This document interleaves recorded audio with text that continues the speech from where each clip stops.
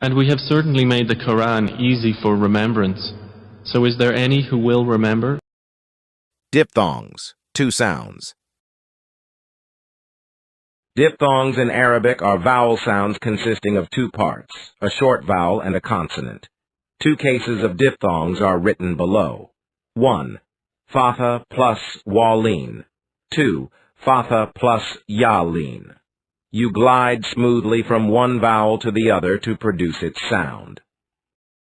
In this video, we'll be discussing the topic of diphthongs. So for now, let's just jump into the topic of diphthongs. We'll start off by giving a quick definition. Diphthongs are when 2 vowels are combined to form one syllable or one sound. Now in English, there are diphthong sounds, for example the words break or the word loud. And also in English, there are more diphthong sounds, but however in Arabic, there are only 2. Okay, these sounds are O and A. The letters used to make these sounds, O and A, are the letters Waw and Ya, as you can see on the screen here. Waw and Ya. Waw relates to the sound O, and the Ya relates to the sound A.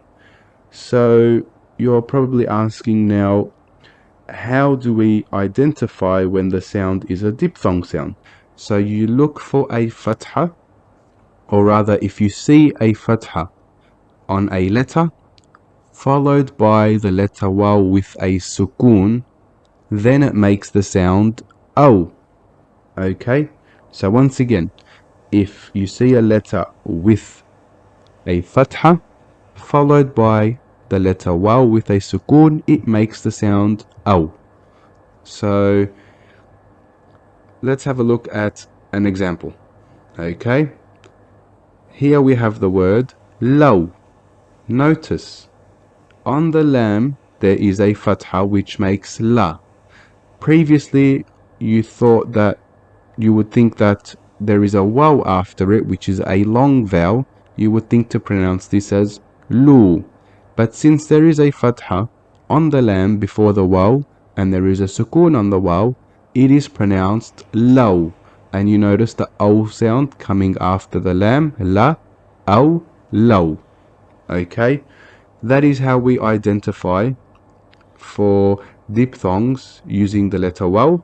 Let's look at one more example, the word jaw. Here we see jim, the letter jim with a fatha followed by waw and a sukoon. It's not ju, it's jaw. Let's look at the diphthong for the letter ya, which makes a sound a. So once again, you see fatha followed by the letter ya with a sukoon, makes the sound a. So this is how we identify it.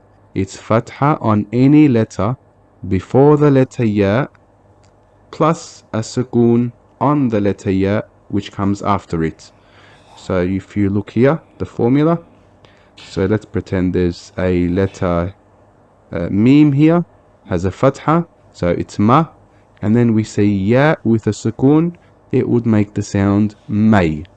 Okay, let's look at some examples. Here we have the letter kaf with a fatha which makes ka.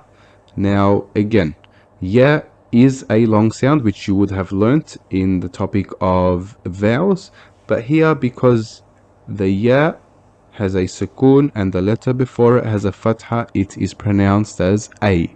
And obviously here we have the letter kaf, so the whole word is pronounced as k, not ki, because remember, the long vowels only extend the short vowels, their own corresponding short vowels which come before them. Let's look at another example. Here we have the word bay. You see the ba with a fatha followed by ya sukoon, which makes sense with this formula here. So the word is bay. We see fatha on the first letter followed by the ya sukoon, makes the sound bay. So just to refresh these ones, law, jaw, kay, bay. Okay, So now let's compare diphthongs and long vowels, because we know the letters waw and ya are used as long vowels also. So it is important not to confuse the pronunciation when reading, and it is very simple to do this. If you remember from our previous lesson on long vowels, in order for the sound to be a long vowel, there must be a corresponding short vowel on the letter before it. For example, for a waw to be a long vowel, there must be a dhamma short vowel on the letter before it. So then it makes the sound, like in this example, lu.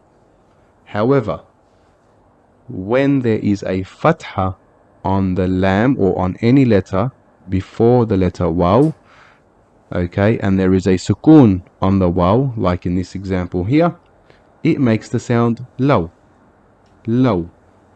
So here it's lu because the waw has its corresponding short vowel on the letter before it, which in this case is short vowel dhamma, so it makes lu.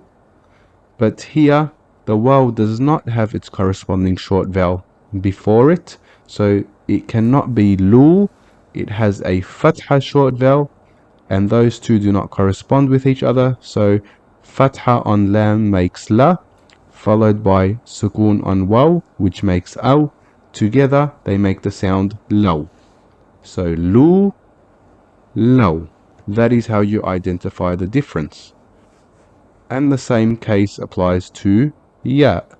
Here we have lam kasra, which makes li, followed by its corresponding long vowel. So yes, there is a match, which means we just extend the pronunciation from li to li. Okay, here ya is a long vowel. But now it's not. Now it is a diphthong, because before the letter ya, we see the letter lam, which has a fatha, which makes the sound la, and a ya sukoon, which makes the sound a. Together they make the sound lay. Here we have li, and here we have lay. Long vowel, li, diphthong, lay. Okay, awesome.